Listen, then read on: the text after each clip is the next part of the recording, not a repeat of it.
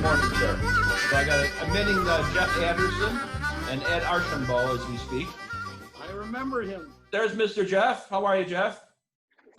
Archambault from Arizona. I have to slide. Hold on.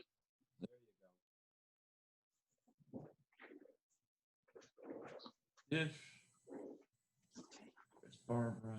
Cleaning the litter off my desk, I found this. Oh, from a couple of years ago, huh? No, it's just last year. Hello. I thought I had Mark. an old drink ticket. Are we all unmuted, Mark? Jim Dish is muted. Orion. Now You I'm can unmute unmuted. yourself. Hi, everybody. Hello, Jimmy. Hi, Bob. Hi, Esther. Hello. How nice to almost see you. Almost, right. Hi, Papa Bob. Oh, Barb Luce. Hi, Barbara. How are you? Barbara, where are you? Physically in Florida, Englewood, Florida. Hey, okay. Which part of Florida is it? It's on the Gulf Coast. I'm a mile from the Gulf. Oh, Oh. stormy, I wonder the stormy weather place. Right. unplug this and Ah, that's the Patricia. How nice to see you, Jim and Pat. Guess who just retired? Really? Friday was his last day. Really? He's not. Yep. Day 2 and we're still alive. Well, we'll see. We're not to day 3 yet, are we? Yeah, right. I It's have just the been, weekend. I've been technically retired for 18 years and we're still not at each other's throats. Most of the time. That's good to hear, Bob. Good to hear. A former neighbor warned Esther when I retired. She said, you know, you married him for breakfast and for dinner, but not for lunch. Hey, there's Orion. Hi, Orion. Can you hear us? All right. There you go. How you doing, Orion? Where's Big O? Gloria. There's Gloria there, too. Yep. Where are you, Big O? Lyle Dean has joined us as well. Lyle. Orion, where are you located? Unmute yourself. My son's city, that's about 65 miles north of Chicago, just off I-90. You're in With a Huntley. Keeps you happy. Yes. Oh, okay. I'm Sun City West, How are you? You're in Arizona. Arizona. Oh, you'll love it. Envy. Orion's been here, I think. You go to Yes. Scottsdale Lyle, Yep. unmute yourself. You will. when it gets cold up there. Yeah, we we have have some friends up there. City I West. see more people so- signing on. We got Marilyn and Dan Fabian coming on shortly. Oh, hi, Lyle. There's Lyle and Judy. Hey, Yes, there's Marilyn. I see Marilyn. Hmm? I see Fabian in the shadows. Marilyn Miller. Hey, you're muted yet, Marilyn. You gotta unmute yourself. No. There you go. Hey, thanks. Lyle, you're still on mute yet too, Jim. I think you're Yes. on mute. If there is someone Yeah. more skilled Jeff, than you can take I, yourself off mute if you want, Jeff. if there is someone more skilled than I, when we get a couple of full screens, it would be nice to have somebody who knows how to do it. Take a screenshot and email it to all of us for a souvenir. Okay, you're asking this group to be that technological? Well, there may be an engineer around who. Hey, my granddaughter's 13. She's There you here. go. I nominate her. That's it. That's all we need. Everybody should keep a 10-year-old around for maintenance. There we go. Marilyn, can we borrow yours? Sure.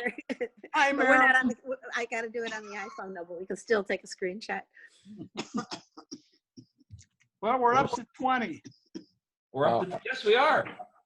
There's another one coming in. Randy? We're going to get smaller and smaller. Well, I've been trying. COVID pounds went put on, so. Mark, you Yes. have this full screen, right? You have everybody? I have everybody. Okay, you're the one that has to take the screenshot. Well, technologically, I wish I knew enough how to do all of that, but that's the next one. Maybe Big O will do it. Are you kidding? He's, I just took one. Or actually, maybe our friend Jeff Anderson from Cantini could figure out when he's hosting his part to take a screenshot for us.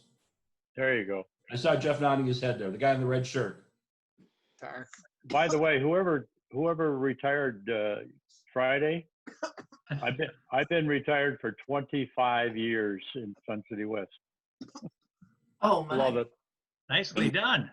Because I have a good friend who tried to retire. Tried to take a screenshot and I lost it. All right, so we're up to 22 so far, everybody. We're getting there. So Who's your friend, Dorian? we're just at 12:01, so we'll give everybody a minute or two to, we'll let the news weather go on while we're getting ready. And now this brief commercial announcement. I didn't see, no, thank you. I see her. I think we've got everybody I think we've admitted everybody who wants to be in so far. That looks good.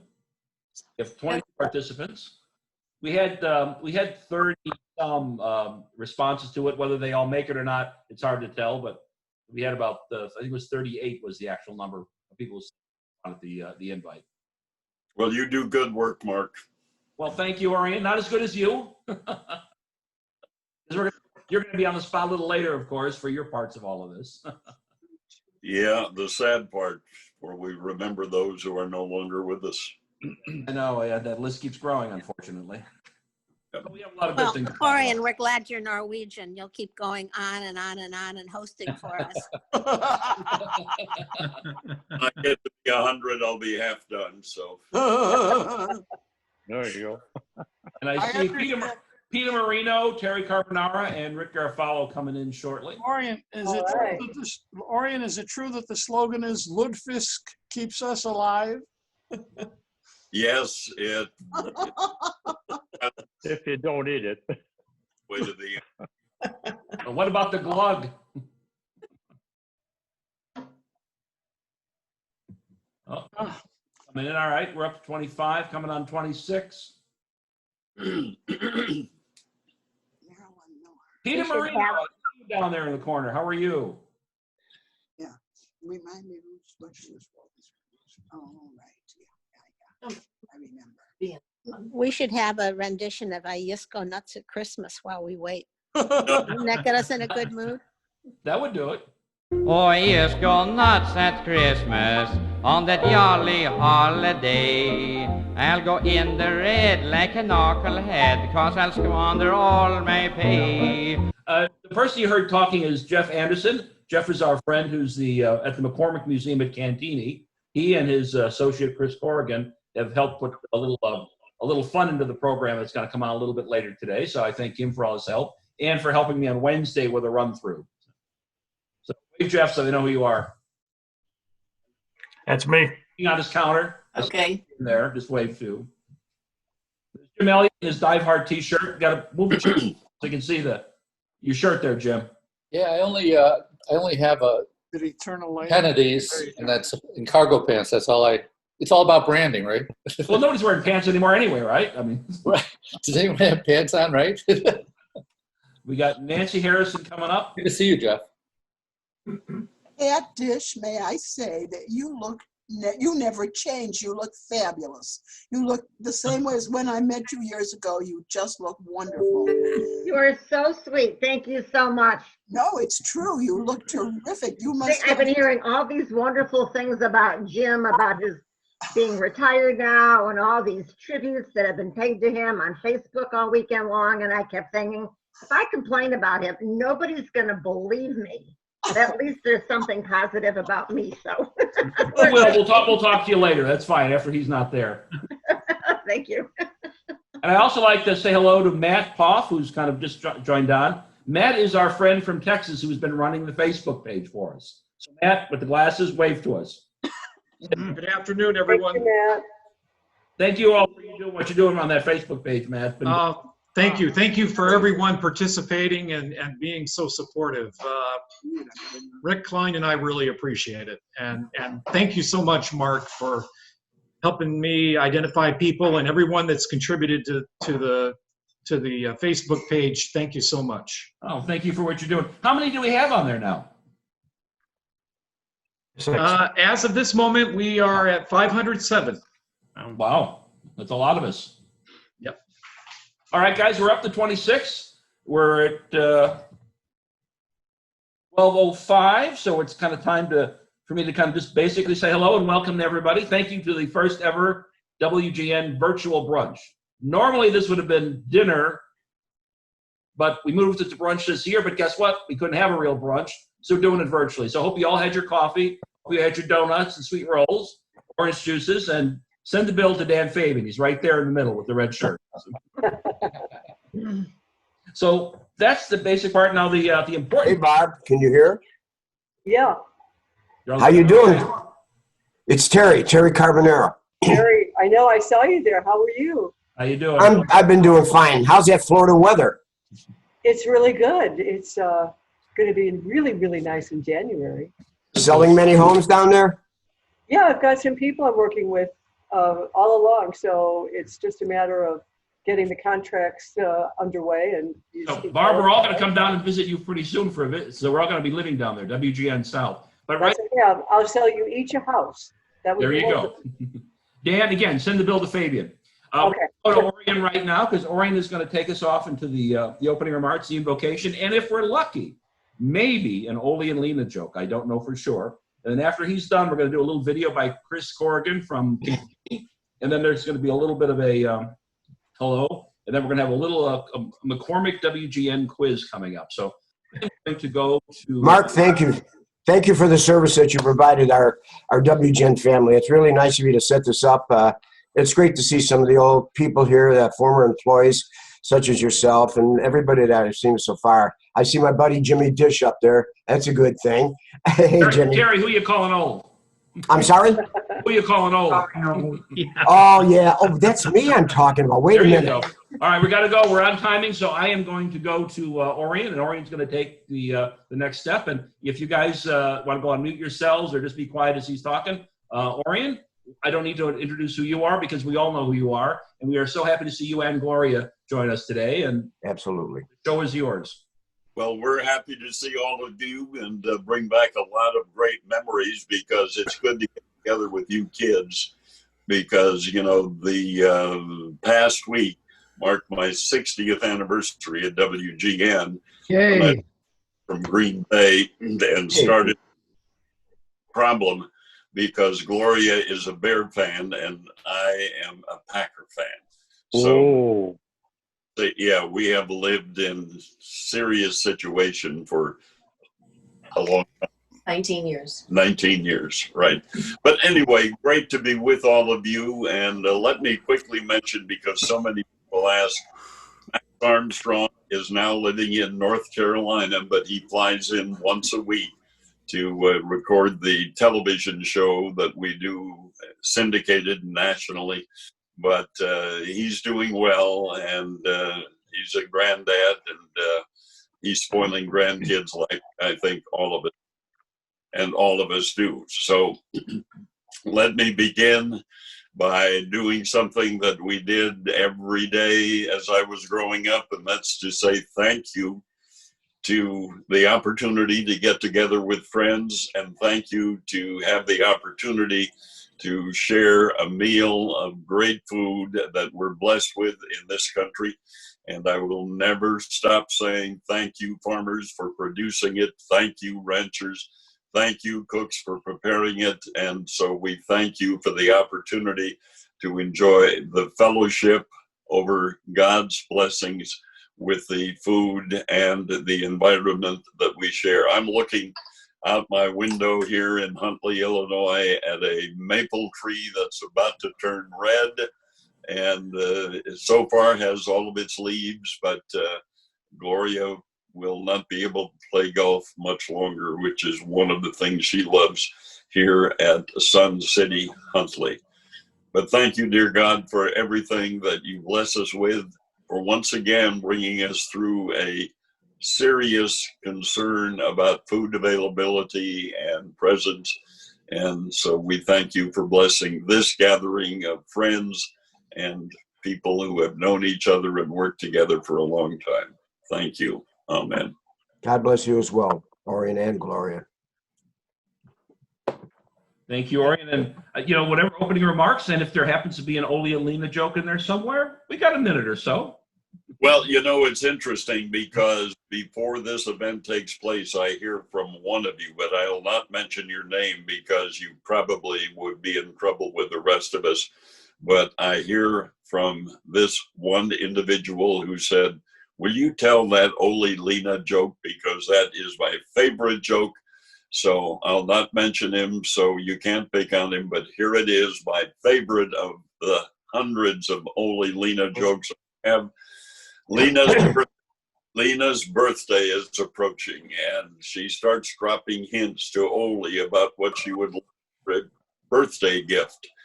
And Ole just can't get it. He hears all of these suggestions, but he just can't get it. And so finally, he says, Lena, I can't figure out what you want, so could you give me a better hint?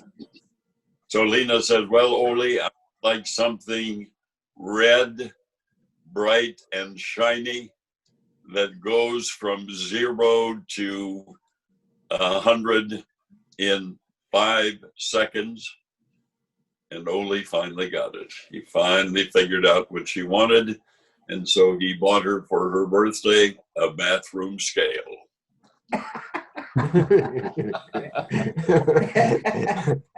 And Ori, you still have it. And then he was living outside for the rest of the winter. All right. Our next thing up is something kind of fun. Again, something with our friends at Cantini. Our buddy Chris Corrigan, who works with Jeff Anderson, has got a little bit of a something presentation for us. There he is waving. Oh, there you go, Chris. So you've got a little something for us about the Colonel, who, as you remember, not only founded WGN, but star on the radio himself. So. Yeah, awesome.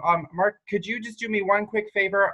And can you, for like a couple seconds, just make me the host of this meeting so I can share my screen so I can show all these lovely people some fun photos from our archives and our collections of WGN stuff? You are now the host. Fabulous. Thank you. All righty. Give me 2 seconds. Do that. Hit that button. Pull this up. And here we go. All right. So, hi, everyone. I'm Chris, and I'm one of the programs and education assistants for the McCormick Mansion, which you now can see on your screens, at Cantini Park. And since the pandemic, one of the ways we were reaching out to our guests was by doing 2-minute tour videos of different areas in the house that we don't normally get to bring the guests, or different artifacts that aren't normally on display. And one of my favorite things about the Colonel and his life is WGN, and specifically his Chicago Theater of the Air program that he started after his first wife passed away. And so I wanted to do a video in honor of that and some of the fun little artifacts we have from WGN in our collection storage. And so the video isn't ready yet from communications, and even if it was, when Mark and Jeff and I tested out, we did our little trial run of the presentation, we realized we can't get sound to come over through the Zoom call, so you wouldn't have been able to hear it anyway. So just keep your eyes on our social media for that, because then you'll see the nice edited video from our communications team. But I wanted to at least show you guys all the fun artifacts and tell you a little of the stories that I'll be telling in the video when it comes out. So one of the very first things is some of the artifacts that are in the house from WGN, including the mic plate that you see in the center there, some of the microphones off on the right. But my favorite thing is on the left side of the screen. If anyone's been in the house before and have taken a full house tour, you might have been shown, we have this big tan custom-built radio from WGN engineers to Colonel McCormick for the 100th anniversary of the Chicago Tribune. And what made that radio player so special is what you're seeing on the left side of your screen there in that photo is a record player, which was built into the back of the radio. And you normally can never see that record player because of how the radio was sitting on the floor in the room. So I made sure when I did the video, I pulled it out from the wall, I opened the back so you could see that cool custom-built record player in Colonel McCormick's radio. And then another great thing, and again, like I said, my favorite thing about his history with WGN was starting Chicago's Theater of the Air, which was one of the best musical, opera, theater-y broadcasting programs during his time period. And these are just some old photos from Chicago Theater of the Air's heyday. This one, I don't know if you can see my mouse clicker there. with those two in the bottom, like right-hand corner of the collage there. That's Marion Claire and her husband, who was the conductor for Chicago Theater of the Air. Above them was one of the gentlemen who did sound effects. You can see the WGN building. Theater of the Air was founded in 1940, and they did so many amazing operas and musicals. They did Carmen, they did The Mikado, and the one that I think is the most interesting is they did their own version of The Wizard of Oz, and they had bought the rights to use MGM's soundtrack. So they sang their own versions of Somewhere Over the Rainbow and Ding Dong the Witch is Dead, and they altered the lyrics a little bit. And I just think that was really fabulous of them to do. But one of the best things that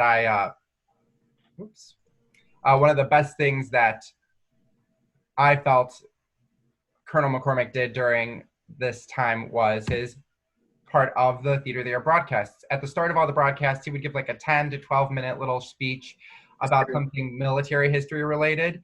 And you're all radio and broadcasting people, so I'm sure you know you need a really crisp, you need a really not articulate, you really need to chew your consonants and your very clear voice.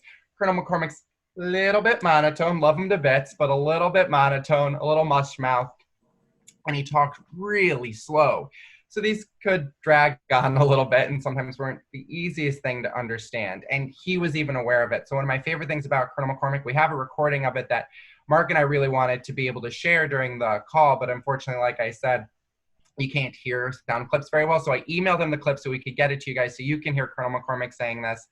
But during one of his Theater of the Air speeches, he joked about himself and to the engineers at the broadcast, before I was on the stage, I was very much worried that I'm going to take too much time.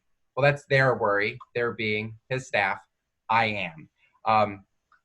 And he definitely took a little extra time that week with his address to the audience and to the public. But that's kind of just a little preview of one of my favorite 2-minute tour videos that I got to do for the public. I'm gonna hand hosting back over to Mark, if I can figure out how to do that. Back to Jeff, because he's gonna be up next. Never mind, I'm gonna hand it to Jeff. Now Jeff is the host. But that was one of my absolute favorite things from doing all my research into WGN and Colonel McCormick. And if anybody did want to, you haven't seen the Theater of the Air, or not Theater of the Air, excuse me, you haven't seen any 2-minute tours, but you're interested in seeing some of those, I'm gonna share, we have a playlist of all the ones that I've done and that our museum's director, Will Bulick, did on YouTube. So I'm gonna share the link to that in the chat, and Mark also has it too. So if you wanted to go check out any of our quick little tour videos for the public, you're more than able to do that. I hope you guys have a great brunch and enjoy your time with each other today. Thank you, Chris. We appreciate it. And I'll share that link with everybody after Chris gets it to me and adds the Colonel McCormick piece to it. And I'll share that with everybody via our emails. Chris, thank you very much for all your help and have a good afternoon. Okay, everybody. My name is Jeff Anderson. I'm from the McCormick House as well. Does everybody see the 2 truths and a lie on your screen? Yes. Mm-hmm. Okay. So I've been, last couple of years, one of the things we wanted to do in April was do a fun game where we ask guests to see if they can figure out which statement is a lie and which statements are true.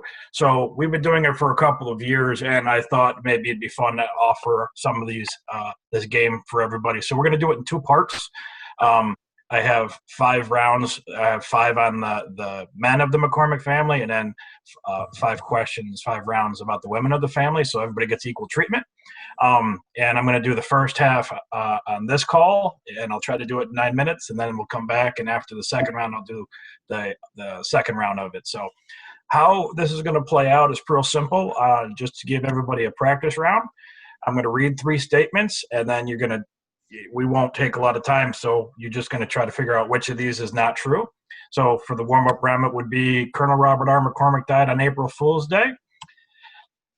McCormick's made their fortune in the spice industry. Or WGN stands for World's Greatest Newspaper. And I would assume everyone here probably can get this one.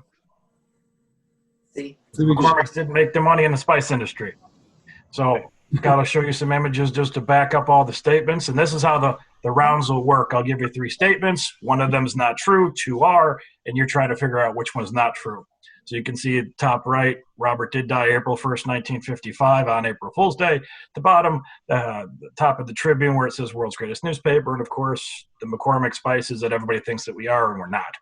So, Press that button for a reaction. Round one, it's McCormick in business. And in 1909, Robert McCormick founded Kirkland & Ellis, the highest revenue law firm in the United States. B, Colonel McCormick was one of the largest United States landholders. Or C, WGN Radio served the Chicago Police Department's first emergency broadcast system. Yes. So, one of these statements is not true, and the not true statement is B. Robert did own a lot of land, but he didn't own much in the United States, less than 5,000 acres. But if he was alive today, he would probably be one of the largest landholders in the world because he had over 5 million acres of timberland in Canada for the paper mills. The other two statements is Tribune, WGN, was the Chicago Police's first emergency broadcast system. So the police would have radios in their cars and they would tune to WGN, and during one of those you'd be listening to music or whatnot, and then there'd be break-in, emergency, police, go to this location, and then the police would all go there, and it was a testing system they used for a year, and it worked out real well, and then they built their own. And at the bottom right, that's a business card. You can see Colonel McCormick's name on it because he did found Kirkland & Ellis, which is today the largest revenue law firm in the world. Second round, aviation. McCormick owned 17 planes, but he never owned a helicopter. Colonel McCormick helped name O'Hare Airport. McCormick said his back felt better after a plane crash. So one of these is not true. And the not true statement is A. McCormick did own a helicopter. Off to the left, you can see the Chicago Tribune helicopter. And the article, because it's hard to read there, basically they're claiming they made the first business flight from one country to another when he flew from Chicago to his paper mills in Canada in his little helicopter. So he owned 17 planes and a helicopter. In the middle, there's a letter from Selma O'Hare, that's Butch O'Hare's mother, in which she's thanking the colonel for helping name the airport after her son and honoring him. And off to the right, there's a photograph of a plane that's upside down because that's how it looked after it crashed with Colonel McCormick in it. There was an interview where they asked Colonel McCormick about the crash, and it's hilarious.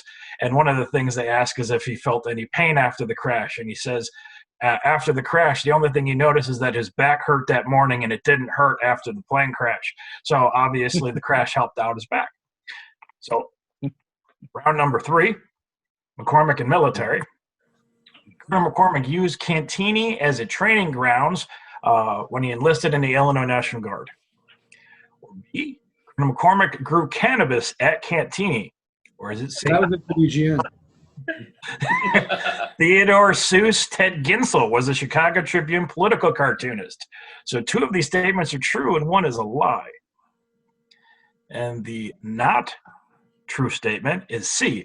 Theodore Seuss Ted Ginsel was not the Chicago Tribune political cartoonist.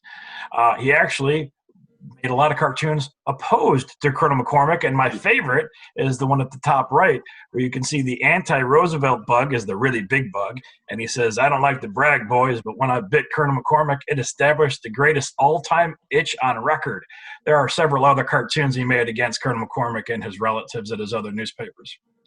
At the bottom, you can see a very young Colonel McCormick without his mustache, because he just joined an Illinois National Guard, and he was testing camping at the grounds of Cantigny. So that's what that photograph is from.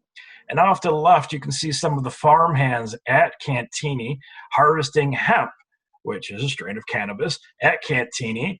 And it really upset the administration, and they went in and actually confiscated the entire harvest, and then they did it again, and then they came in and burned the entire harvest. So he was doing so because he was trying to raise hemp for rope for the military, but he upset somebody in the White House.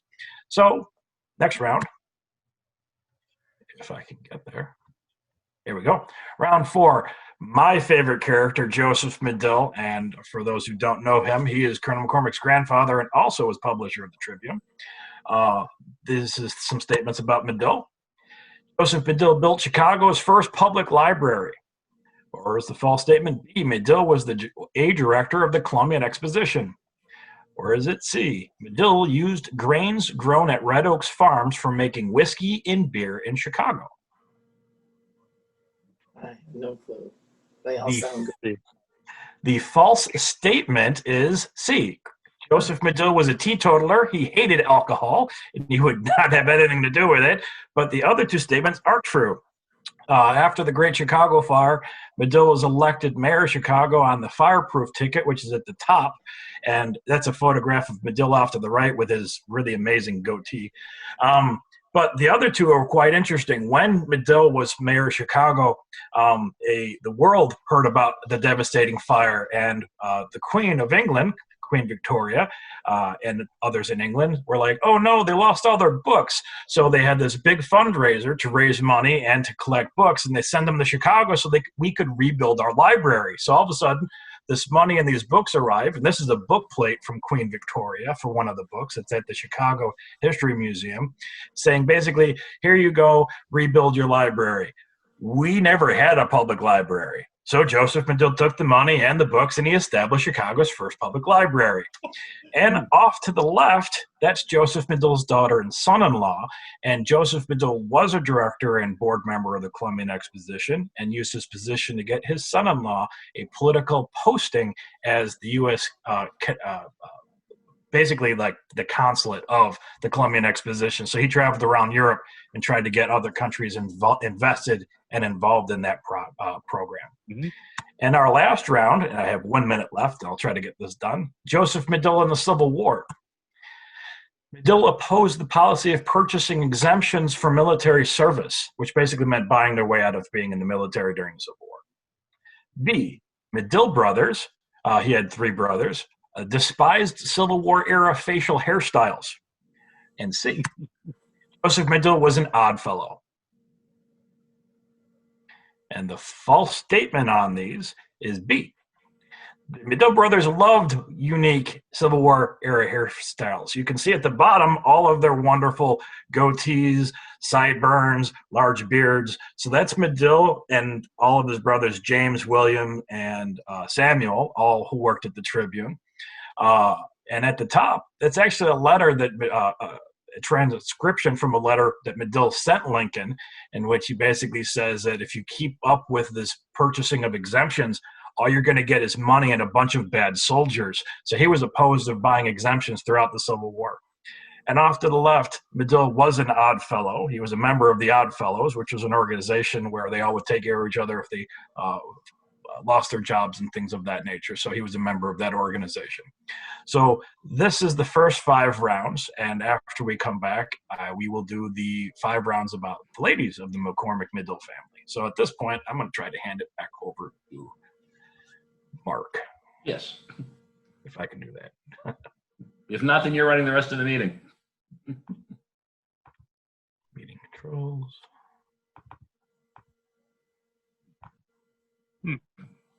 Well, Jeff is working on that because we're basically on the free version of Zoom. You all have the second Zoom link to sign on. So this one will end in a minute or 2, and then we'll have to sign on again to make sure that we can continue. Otherwise, we all would have been cut off. But this will give us a little bit of a chance to take a break, get a cup of coffee, do something else you may have to do. But we're going to come back just in another couple of minutes. Hey, Mark, I just got to notice that this our meeting has been extended. Really? Yeah, they said you have unlimited time now. Oh, we're unlimited on this meeting. Guys. We'll just keep going on this one as soon as Jeff can send back to hosting, which he's working on. When's dinner? There we go. Okay. Food in the back. Who's serving? And by the way, while Jeff is working on that, our hope is to have the real event next year again. We wanted to. This year would be the first time we would have done a brunch and not dinner, because practically everybody said they would prefer to come to a brunch instead of a dinner. So we'll depend on there. We're back on the screen. So our hope is that if we come back next year, we don't have to do a Zoom, but if they don't let things open up, we'll do this again. And maybe we'll do this some other time in between the year too. But the hope is to have on October 3rd of next year is to get together for brunch, and we'll figure out where that is. But we're still working on that possibility. So if we can keep going, which is a good thing, if we do for some reason lose the screen because they cut us off, you all have that that link for that second event. So Dan, I see you're on mute there. So we agree that you were buying lunch for everybody today. Was that right? All in favor? Aye. Aye. Motion carries. Dan, we're come over to Park Ridge. Hope you'll be ready for us. I like my croissant with a lot of butter.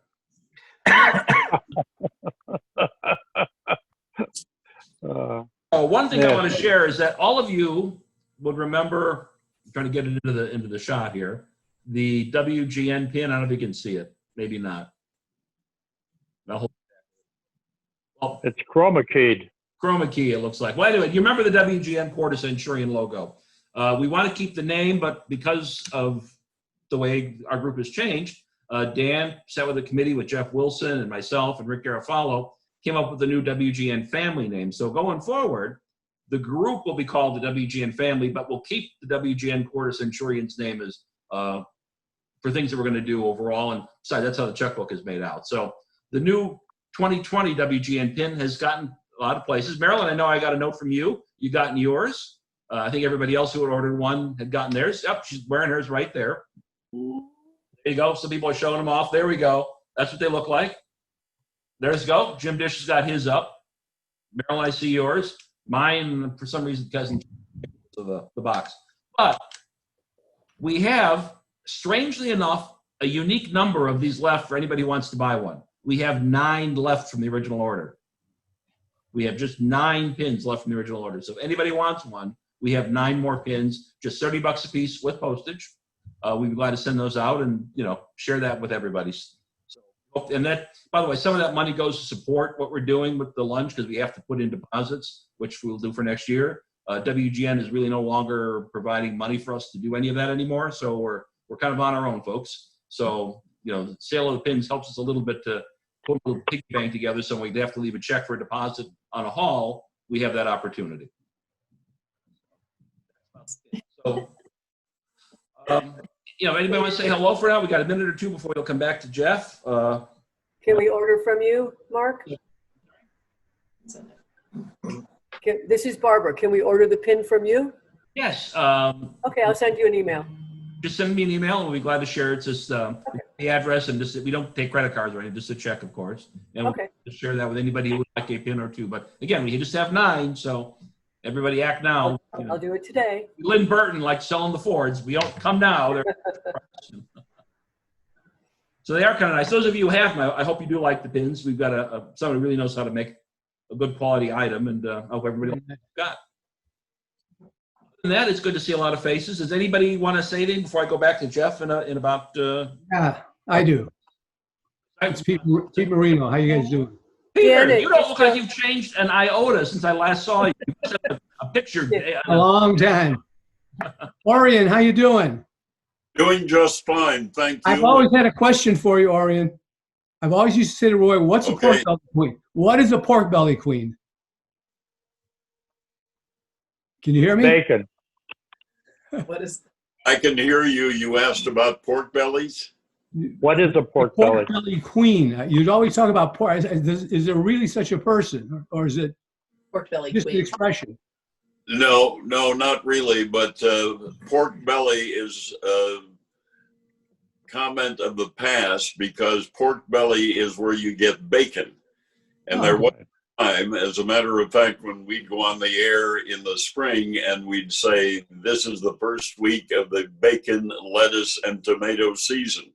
And we use a lot more bacon when we'd get into that season that we would use what we had stored, but during the off season, we would freeze the pork belly and put it in storage until the season for bacon use grew. But like so many other foods, turkey, for example, at one time we only raised that and processed it for Thanksgiving and Christmas. Now turkey is a year-round food, and so we no longer do the season for the turkeys.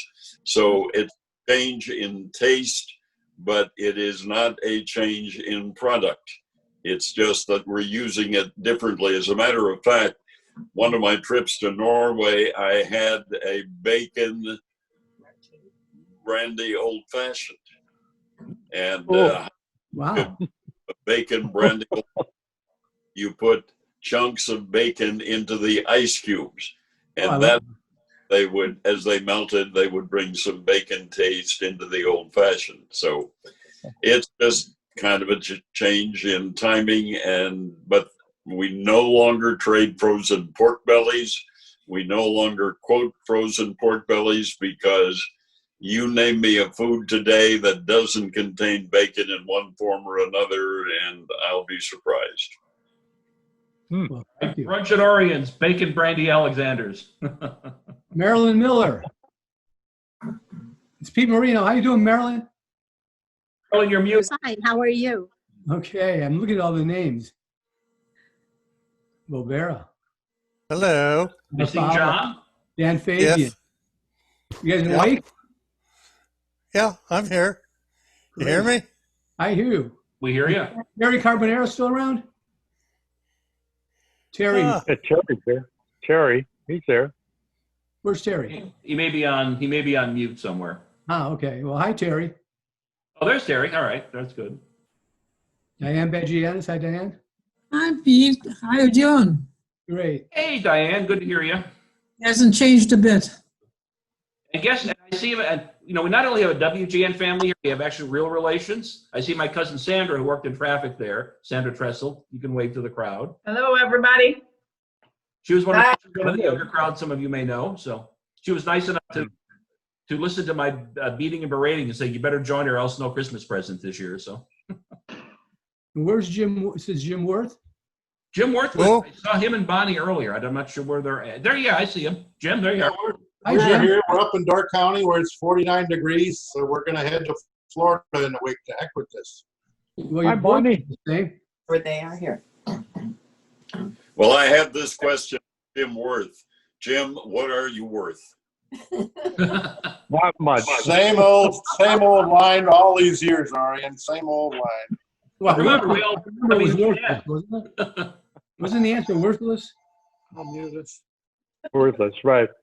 Hey, knock it off, you guys. Well, it's nice to see everybody still an unruly bunch out there. So Carol Hanker, thank God. I told Mark we need name tags. We don't look alike anymore. well, you do. You haven't changed a bit, Pete. I've changed. Peter, what are you doing these days? It's Barbara, Where are you, Barbara?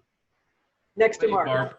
Oh, lately I worked in the industry about 20, 30 years almost. And about 20 years ago, this is the strangest thing. Cousin who lives in the Chicago suburbs has the largest X-ray cassette repair business in the country. And he says to me, you've worked in the industry, you've worked for other people. Why don't you set something up for yourself? And I started selling radiology equipment through his company and started a whole new business out of California called RPM Imaging. And I should retire. I turned 70 in April, but the business is there, so I just putz around with it. Still, we have 5 children, none of them married. And we're hoping to spend some time on our own, but right now we're stuck with these kids. All right, Pete, good. We're going to go. We have part 2 of our McCormick quiz with the ladies. So I am going to see if I can find where Jeff Anderson is so I can give him the control of this and he can do our second part of the quiz. And we'll get together a little more to chat afterwards. Jeff, you should be coming up.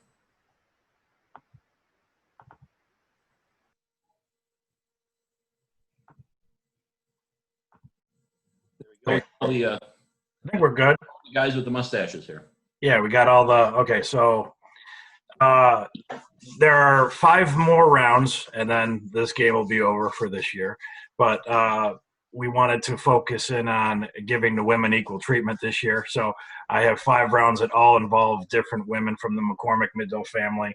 I'll give you a real brief on who they are in case the names don't ring a bell.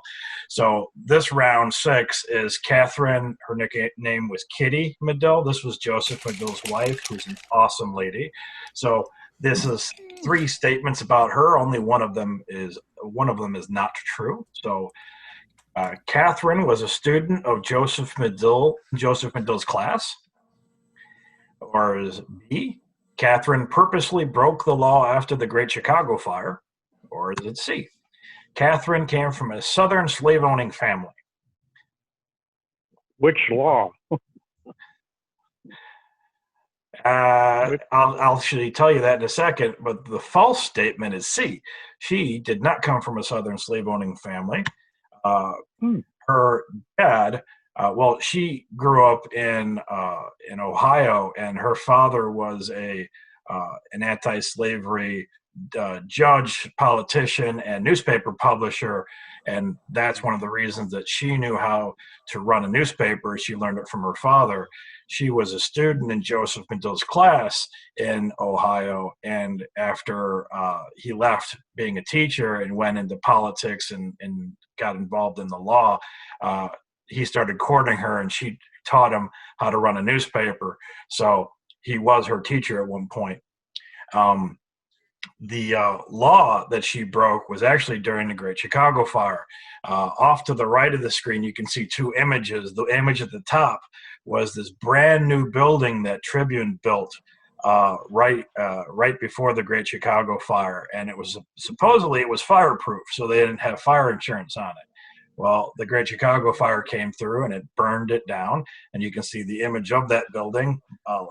Some of it survived, but it was pretty much ruined. And during the days after the Great Chicago Fire, the Chicago put in a law saying that any donations of either money, food, or anything else had to go to this council, and then they would distribute it to the people as they felt it was needed. Well, a lot of the women in the city were on their own collecting things to give to the people who lost their homes, and they very specifically said, we're not going to do that. So they went and just started continuing distributing all the blankets and food and money to the homeless that they could.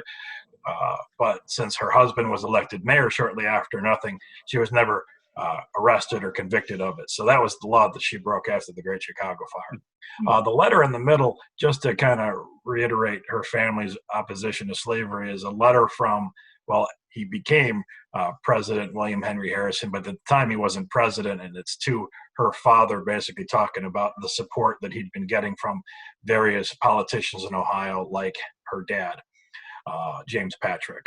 So that's round 6. Round 7 is Ruth Hannah McCormick. Ruth Hannah is one of my favorite Illinois women ever. She's also Colonel McCormick's sister-in-law.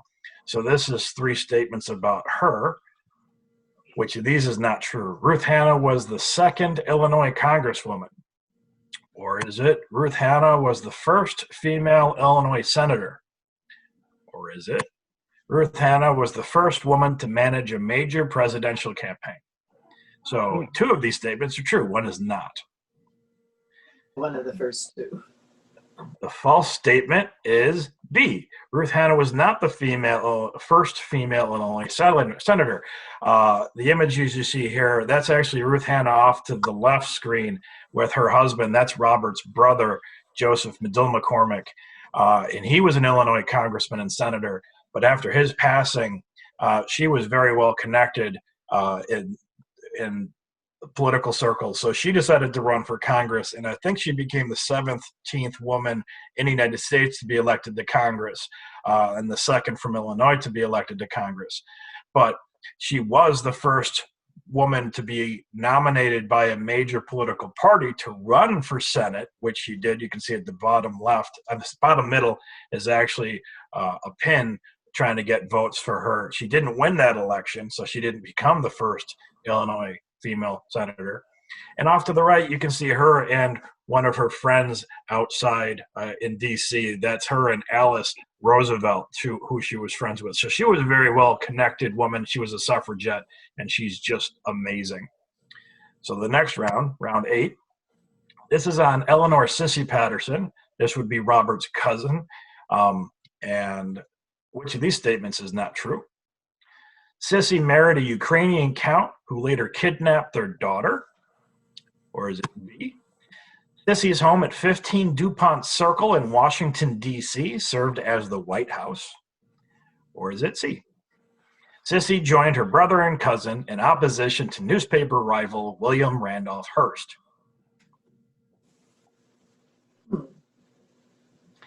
Probably one. And the false statement is C. Sissy did not join her brother and cousin in opposition to newspaper rival William Randolph Hearst. She actually got fired by Robert and her cousin from their newspapers, and she decided to go work for William Randolph Hearst and ran one of his newspapers in D.C.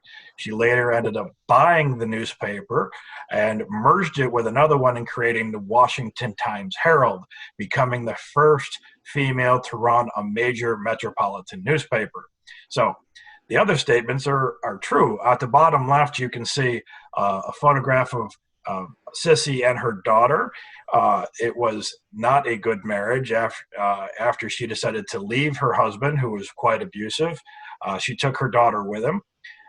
And the count came and kidnapped the daughter and hid her away in a convent, and it took a lot of political maneuvering to get her release. So that was that statement. And what I found really interesting is this beautiful mansion at the bottom of this image is 15 DuPont Circle, which is this beautiful house that they didn't live in very often. So when the White House needed a new roof, she offered it to the president to use while the White House was being restored. And this happened at almost the same time that Charles Lindbergh made his famous flight. So when he came back, he immediately was sent to the White House to see the president, but he wasn't in the White House. He was at 15 DuPont Circle. And off to the right, you can see a photograph of the president and the first lady with Charles Lindbergh and his mother. So her house was the White House for a while.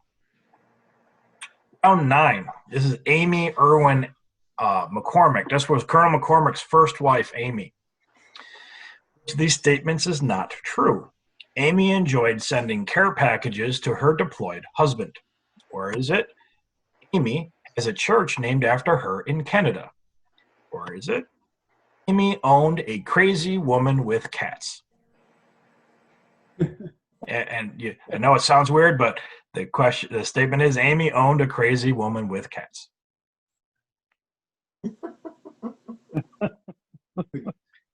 The false statement is A. Amy did not enjoy sending care packages to her deployed husband because she was with him. When Robert was in the National Guard during the punitive expedition, she was with him. When Robert decided to become enlisted in World War I, she went along with him. You can see in the middle, that's a photograph of Amy in her nurse's uniform during a fundraiser. So while Robert was serving on the front lines, Amy was serving as an ambulance driver and was in combat zones. It's one of the reasons that she's buried with full military honors today. Off to the left, you can see a lady with some cats, painted by Pablo Picasso, which Amy owned. So Amy owned a crazy woman with cats. That's what the painting was called. And off to the right, at the bottom, you can see this beautiful church that's in Baie-Comeau, Canada, the town that Robert created. And inside that church is the photograph at the top, these beautiful murals all throughout it. When Robert donated the money to build that church and another church in Baie-Comeau, he wanted to create beautiful churches that would be a reason for people to come to Baie-Comeau to visit these beautiful churches. And they were very successful. It's considered one of the most beautiful churches in all of Canada. It's called Saint Emile, and they named it after Amy after she passed away. So that would be this round. We have one round left, and this is on Marilyn Matheson McCormick. This is Colonel McCormick's second wife, Marilyn. Amy passed in 1939. Robert remarried in 1944 to Marilyn. And the statements are, Amy and Marilyn were best friends. Or B, Maryland detonated a large explosion near a Tribune Company-owned hydroelectric dam in Canada? Or is it C, Cantini Farm was Maryland's favorite place to live? I see somebody saying no. That is actually the false statement. Maryland did not like Cantini. She loved to travel, which is why I have the photograph at the bottom left. That's Colonel McCormick in Maryland, in this kind of the center. On one of their trips around the world, they're visiting the Prime Minister and his wife. And the lady off to the far right is actually one of Maryland's daughters that traveled with them sometimes. I think that's Alice. So Robert had no children. Marilyn had 2 daughters from a previous marriage. When Robert passed, Marilyn gave up her rights to live at Cantini and was gone within a month, and she chose to live in one of Robert's other homes for a while. The other images, at the top left, you can see Colonel McCormick and Marilyn with the WGN mics, and there's a button that she's actually pressing. It might be hard to see in that image, and that button was detonating that image in the very center. That is actually creating a causeway by his hydroelectric dam that he created in Canada as well. Right. And Amy and Maryland were best friends. She was one of her best friends, even though there was a huge age gap of over 20 years. The painting off to the far right is a painting of Maryland that was painted by Amy. So we have something quite unique in our collection. We have a painting of the second wife that was painted by the first wife, which I don't think happens tremendously often. So that would be that one. So that would be this year's 2 Truths and a Lie. So I'm going to stop sharing and hand it back to Mark. Jeff, we appreciate, again, you and Chris for all you did for us. So I think we can officially adopt them into our WGN, which, that we'll let them host the dinner next time. Oh, it was an honor. Thank you all for allowing me to come in. Yeah, we like doing this every year. These weird tidbits about the McCormicks that most people never get to hear about, that we are like, I can't believe they did that. So it allows us to have a fun little game with it. Thank you, Jeff. And hang around with us for the next few minutes if you like, or if you got other things to do, we certainly let you go, but we'd love to have you stay. The next is something a little more somber, to recognize those that we've lost in the last year. And so for that, I go to Orion. All right, so here are the names that left us during this past year, and I'll try to get all the pronunciations correct, but let me begin with Sheldon Cooper.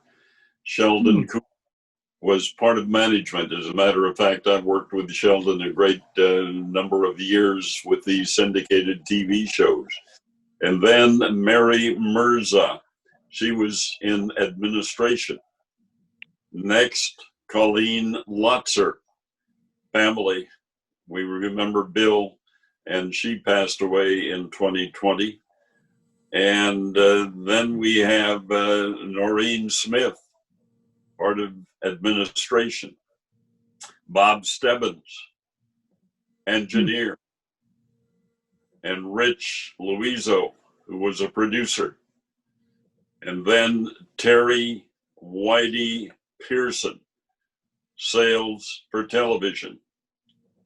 Next, Steve Quast, who was in sales for radio. Michael Jordan, who did just about everything at WGN, but he was, he's listed in the mailroom, but he did just about everything else too, because whenever you needed help, you called on Michael. And then there's Ellen Blomberg, administration. And here's a name that maybe many of us did not know, get it correctly. Angelina Mimolas. She was Dean Richards' mother. And then Irene Dial, who was John Dial's wife. And finally, Roger Treemstra's wife, Jerry, passed away in 2020. So those are the names that are no longer with us, and our thanks to the ladies who helped Carol and Diane put that list together. But we remember them fondly as the opportunity to work with all of them. was certainly my blessing during my years on the air at WGN. So those are the names in memoriam that we lost in the year 2020. Thank you, Orion. We'll remember them going forward, and hopefully we don't have this segment at all for the next luncheon. So, I'd like to add to that. Ed? Okay, Ed. I'd like to add to that. We have Diane. Okay. My camera working? Should be. We can see you. We can see you, Ed. You too. Okay. Diane Hoskins died last month. She was in the payroll department. When we used to go get our checks on Friday, we'd walk over on the second floor and that little window, and there Diane Hoskins would be the person who gave you your check. Oh, thanks for sharing that. I wasn't aware of that. She was, I think she left in the late 60s. Thank you, Ed. That's for the old people only. Thanks. We appreciate it. We'll add that to the list, of course. So moving forward, we've got a couple more things to do. And one, I want to reach out to our editor-in-chief of the new WGN Family Volume 1 coming out of Family Stories. Bob, you can take yourself off of mute for a second.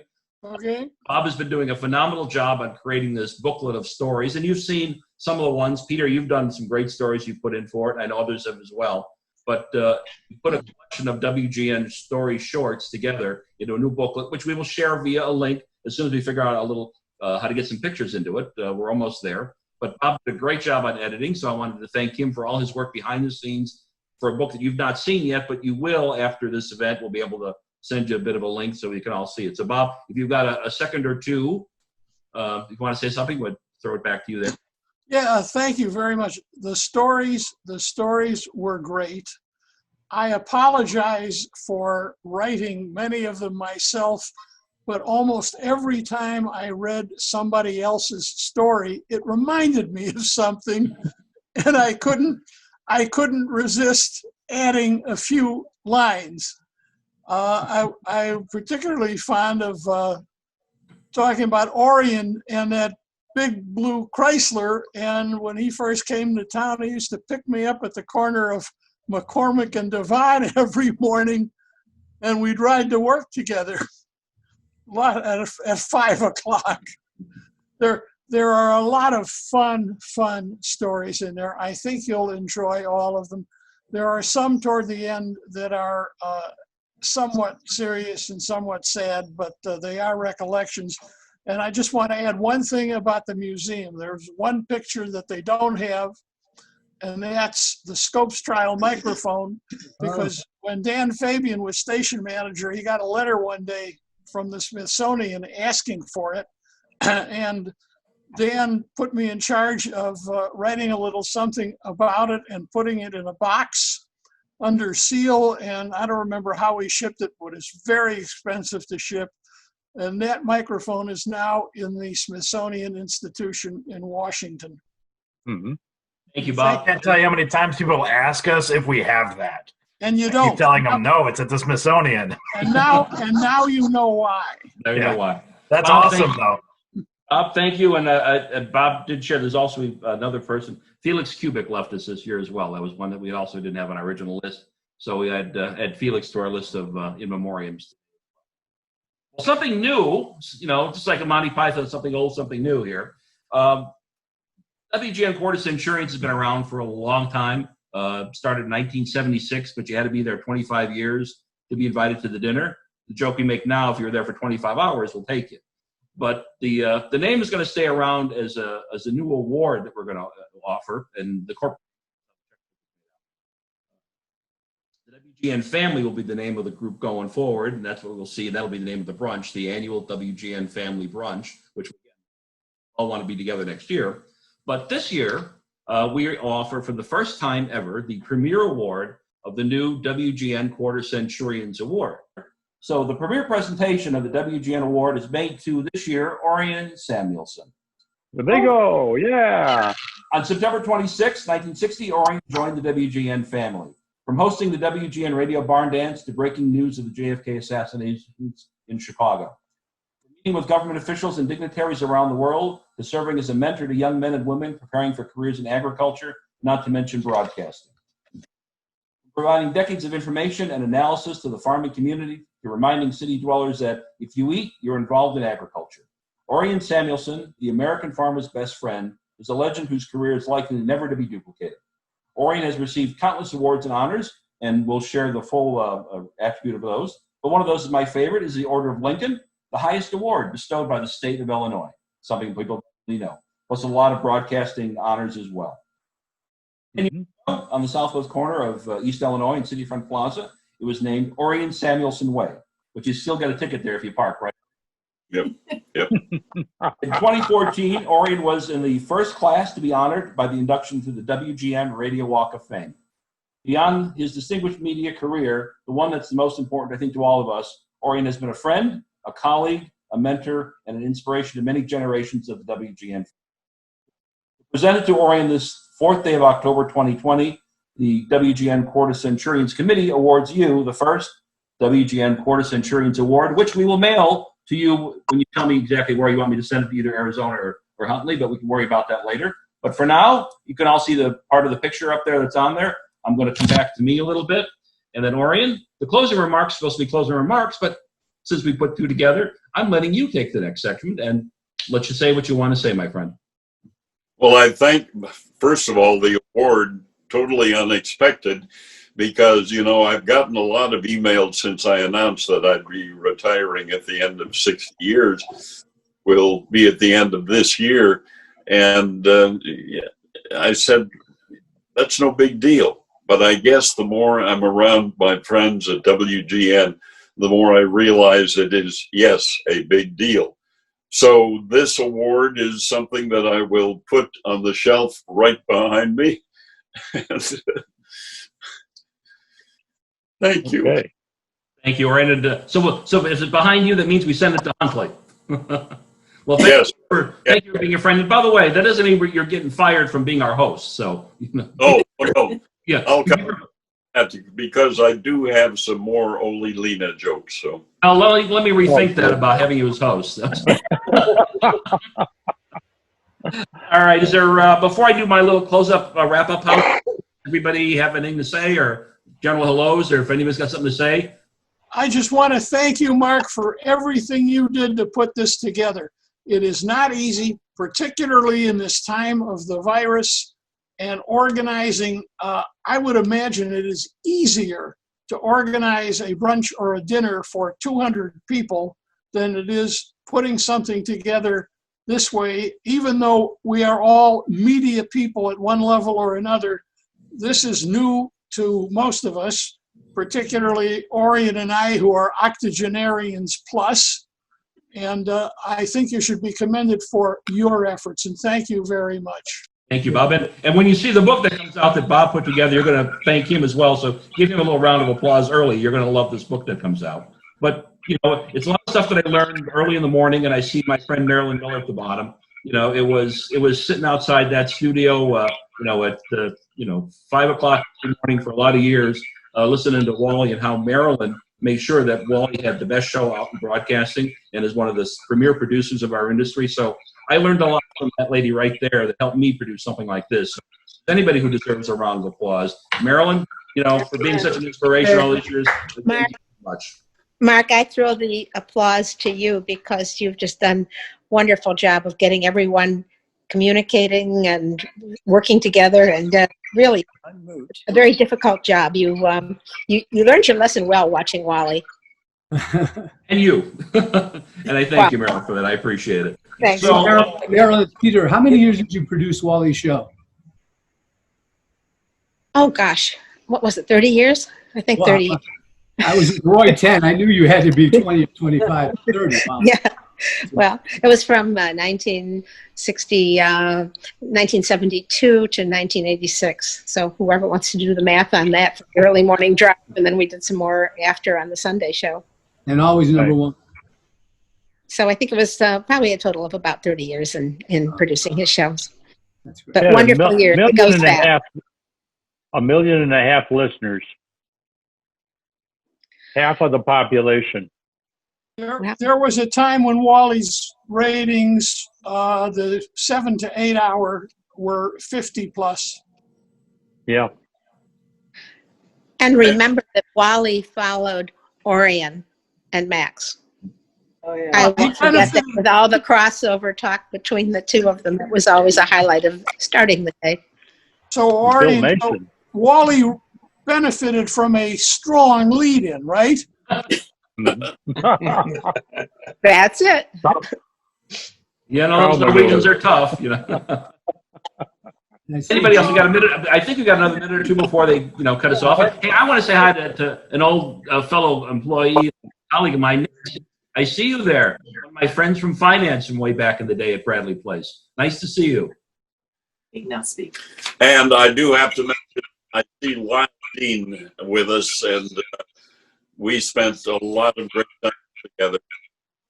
Hello, Lyle. Lyle, you're there somewhere yet. If you are, say hi, because we'll see you on the screen. There you are. Hi, Lyle. Good to see Hello, you. just wanted to say hello to Barbara and Jim. Who else is here that I Ed and This is Barbara. I wanted to say hello to Rosa. Hi, Rosa and Paul. Please keep in touch. You don't remember me. Hi, how are you? Good to And see did you. anyone not notice our friend our guest we have with us? You're breaking up, Rosa. Phil Donahue. We saw Phil in the back. We didn't see Marlo. We just saw Phil. Want to say hello to Carol Watson, one of our news writers. Who wrote Hi, Rick. Hi. How you doing? Dan, Good did to you want to see say you. something? I saw you approach the microphone there. Hi, Carol. Hey, great to see you. Good to see you. Hey, Dan, did you want to say something? Come on up and talk. Hey, Mark, this is Randy. I just want to say to everybody who remembers, Don Hall says hello to everybody. He's doing okay and Oh, hanging good. in Give there. him our best. I will. All right, Dan, how about you come and say something there? You're being right now, though. Dan, you want to say something? Can you hear me? We can hear you. Are you just going to write a memo? Don't get him started. As all of you have heard with me, I have to say at least twice, but I've got to say hello to Pete Marino. We just left the screen. I'm back. My wife. There you go. He's back. What was the question? Dan Fabian was saying hello. Oh, hi, Dan. Yeah, I want to thank Dan for putting this thing together and talk about someone who hasn't changed. I ran into Dan at the Chicago Museum with Roy. Was it broadcasting? What's it called? The Broadcasting Museum, Rick? Bruce Yeah. Dumont. Museum of Broadcast Yeah. Communications. And Dan was there, and I mean, Dan looked like he did in Chuck Sennett, like they did 30 years ago. Your eyes are going bad. Yeah, you better get to the optometrist, Hey, Pete. Dan, how you doing? Great to see you, pal. Great to see you. And Great, Jim, guys. where's Jim Dish? Hi, Jim. Hi, There he Jim. is. How you doing? Good, man. Good to You're see looking you. good too. You don't look like Jim Dish, but you look good too. They look like Phil and Marlo together on that last We episode. gotta lighten these meetings up. We're all too damn serious. Yeah. Who produced this thing? I don't know. I'm going to start calling on you guys. Remember, I work. Yeah, we're gonna get you some help. Hello to Diane from Barb. You haven't said much. I didn't hear it. The sound dropped out. Okay, now we can hear you. It's good to see. Yes, I almost didn't make it today, but I'm glad to see I everybody. know. I was glad to see that you logged in. It's a great place to work and a lot of wonderful people over the years. Say thank you to everybody. Good talking to you. Again, I just want to remind everybody about that new book, booklet. It's about 30 pages. I said I'll share the link with everybody. You should be able to get it on one of the ways that we're sending it out. The one thing we also need is to produce volume 2 is I need more stories. We used up most of the ones we've had. Rick, there's one that you did that Garofalo we didn't get a chance to do, but send that back to us again. You'll be the lead of the next volume. But if everybody just gives us a little 500-word or less little story or remembrance, we'll find some pictures. If you want a picture to send to us, send it to us at the WGN Family at gmail.com or WGN Centurions at gmail.com. And then Bob will work on the next volume of that. And maybe have that before the next year comes out. So it depends on how many stories we get and when, but write up whatever your memory is, something funny, something sad. You know, if you include somebody else's name on it, remember they'll be able to sue you, not us. So just let us know what you want to share. We also have the Facebook page. Matt, why don't you tell us what the email ad or the addresses of the Facebook page and what's going on with the Facebook page? Hi. Yeah, if you go into Facebook, if you're not a member, we would love to have you. Just type in the WGN Family. And again, I'd like to thank Mark. I was an adopted WGN employee, so to speak. I never worked at WGN. I did write to the station many times over the years. When Rick Klein formed the group, he asked somebody who would want to help him with it. And he asked me to do so. Patrick McGowan and Mark Matz and Diane adopted me, so to speak. So I want to thank you all, since I'm not an official WGN employee. But you are welcome to come in, and if you're not a member, just request membership. I don't have the greatest memory in the world, so my wife can attest to that, but I will definitely check and add you as soon as possible. Feel free to share your stories. We have 507 members, and hopefully that list will grow.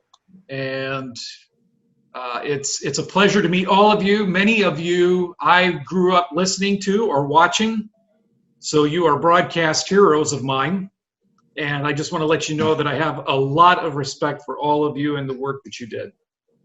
As a viewer and a listener, you guys definitely were the top station in Chicago, and it's a thrill to be able to finally see and hear your voices. So thank you for having me along, and please feel free to join the group if there's anything that I can do. Or with that, I'll be more than happy to. And of course, Mark has been a tremendous help. Thank you, Mark. Really, you have been a tremendous help in answering tons of questions for me, as well as many of you. So, as Bob Collins said, if I didn't know the answer, I was proud to lie to you. So it's great meeting you. And Orion, I used to listen to you. My father listened to you on, it was a sad occasion. It was the day that JFK was shot.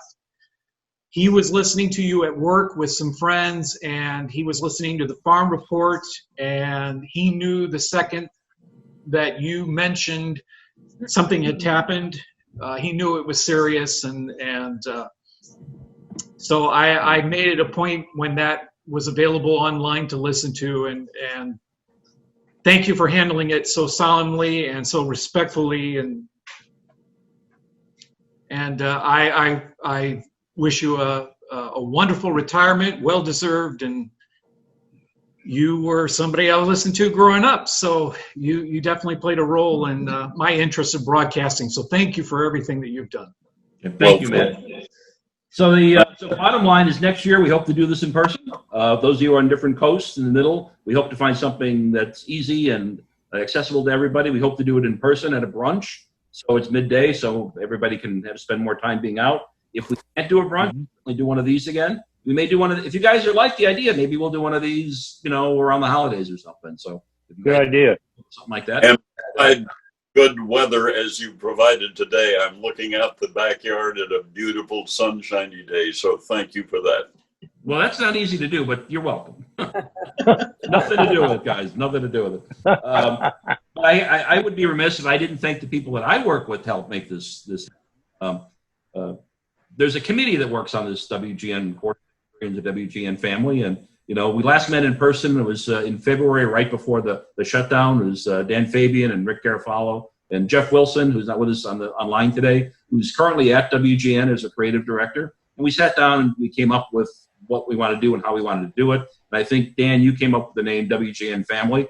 And I think you even liked I think even was your idea about collecting the stories, as I remember too. So, we thank you for all of that input and helping us move forward and being a member of the committee. My two people who kept this thing going way before I was getting involved that you'll remember, Diane Bagianis and Carol Hankner. Well, Carol, I know she's with us on her phone and can't be seen, but I know she's listening. But Diane and Carol, without them, we wouldn't be where we are now. So if anybody owes a big round of applause to anybody, it's all of us to the two of them. And by the way, as much as they both say they don't want to be around and be involved, I'm not letting them quit. So as much as they try, they're not going anywhere.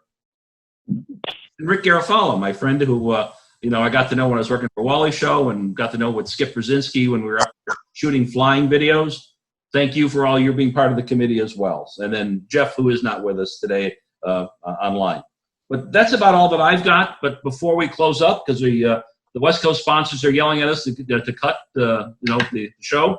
So before I close, I want to close like we always close. I'd like to go to Orion, and I'd like you to Orion. I'd like you to take us out. Well, once again, beautiful weather. My farmer friends are out harvesting like crazy today in the combines. So that's a blessing for them, but a blessing for us as well, as we share friendships that will last forever and have certainly been an important part of our lives. And so, Mark, thank you for what you have done, and all the people who have worked with you on that. Thank you so very much. And don't any of you miss next year's event. I expect all of you to be there, okay? The event. All right, thank you all. Bye. We'll see you on the cameras and on video and on everything else. And you've got our Nice to see you. questions. Send it back. Thanks, Bye, Mark. everybody. See you all. All right, thank you very much. Bye-bye. All right. Bye. Sign off. Bye.